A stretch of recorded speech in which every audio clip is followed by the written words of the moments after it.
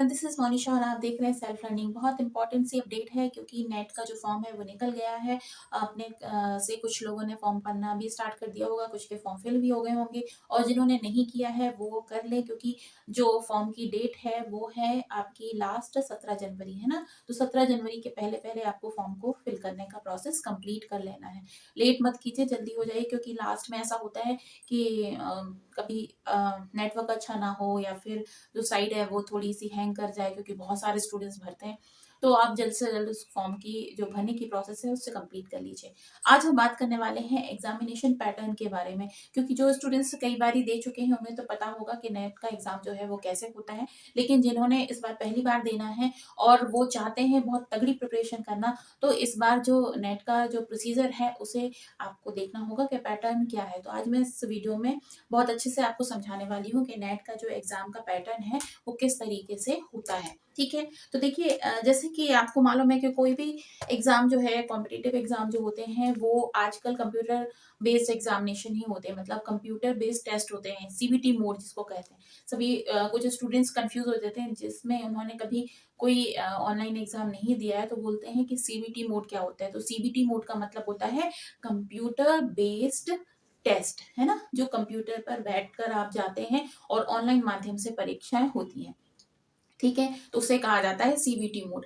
अब यहाँ पर हम बात करेंगे कि एग्जामिनेशन का जो पैटर्न है वो कैसे होता है। तो दो पेपर होते हैं। पहला पेपर होता है आपका जनरल पेपर, दूसरा पेपर होता है आपका जो सब्जेक्ट आपने चुना है। अब कितने सब्जेक्ट हैं जो नेट में होते हैं, तो 83 सब्जेक्ट्स होते हैं जिनमें नेट यूजीसी की तरफ से कराया जाता है। कुछ साइंस के सब्जेक्ट्स होते हैं जिसका जो एग्जामिनेशन होता है वो CSIR के जो एजेंसी है एनटीए ही कंडक्ट करती है, बट वो CSIR नेट कहलाता है, लेकिन ये कहलाता है यूजीसी।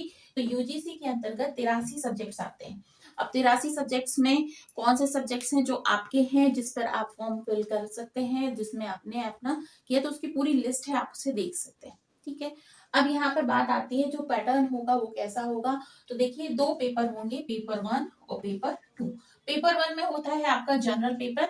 जनरल पेपर में क्या क्या आता है आपका, तो टीचिंग से रिलेटेड क्वेश्चंस आते हैं, रिसर्च से रिलेटेड क्वेश्चन आते हैं, कॉम्प्रिहेंशन आते हैं, मतलब कि जिसको अनसीन पैसेज कहा जाता है।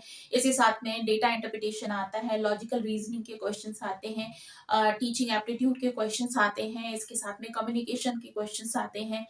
तो बहुत सारे ऐसे फील्ड हैं, 10 इस तरीके से फील्ड हैं जिसको मैं आने वाली नेक्स्ट वीडियो में आपको समझाऊंगी कि कौन कौन सा जो सिलेबस में जो यूनिट है वो किस किस टॉपिक से संबंधित है, तो उसको आप ध्यान से जरूर देखिएगा।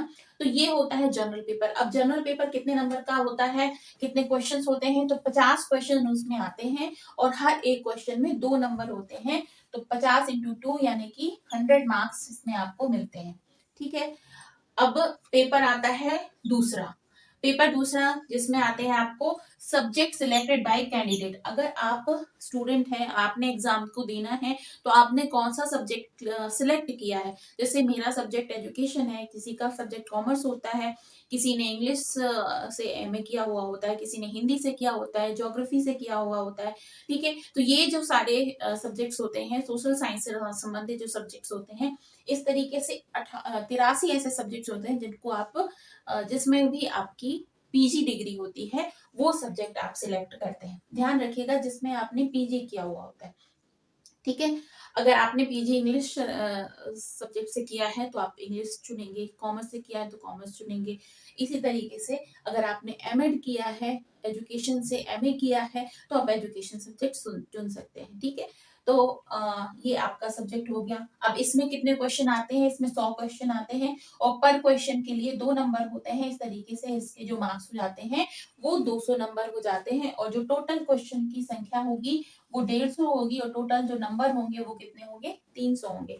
अब इतना सब कुछ करने के लिए आपको समय कितना मिलेगा, तो 3 घंटे का समय आपको मिलता है, 180 मिनट।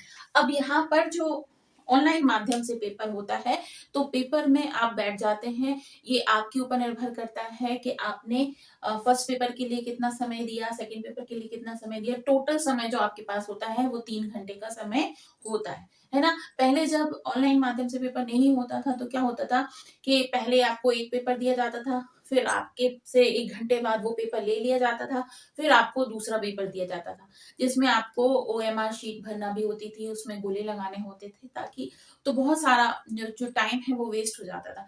लेकिन यहाँ पर सीबीटी मोड से एक फायदा होता है कि हमारा समय जो है वो व्यर्थ नहीं जाता, हमारे पास पूरे टोटल 3 घंटे का समय होता है जिसमें हम पेपर दे सकते हैं। तो ये है एग्जाम का पैटर्न। अब कैसे क्वेश्चन आते हैं, तो क्वेश्चन जो आते हैं वो ऑब्जेक्टिव टाइप आते हैं, यानी कि आपके पास में एक क्वेश्चन आएगा, उसके बाद में उसके ऑप्शन रहेंगे ए बी सी डी, इस तरीके से 4 ऑप्शन होते हैं, उनमें से आपको एक पर टिक करना होता है और एक को उसमें सही का निशान, मतलब आपको उसमें टिक करना होता है, कंप्यूटर उसको ले लेता है। उसके बाद में यहाँ पर क्या कोई नेगेटिव मार्किंग होती है, तो जी नहीं, यहाँ पर कोई नेगेटिव मार्किंग नहीं होती है। ठीक है, नेगेटिव मार्किंग का यहाँ पर कोई रोल नहीं होता है। तो अगर आप क्वेश्चन पेपर दे रहे हैं तो आपके लिए होता है कि आप सारे ही क्वेश्चन जो है वो अटेम्प्ट कीजिए, सभी प्रश्नों को आप हल करके आइए, क्योंकि कोई नेगेटिव मार्किंग नहीं होती।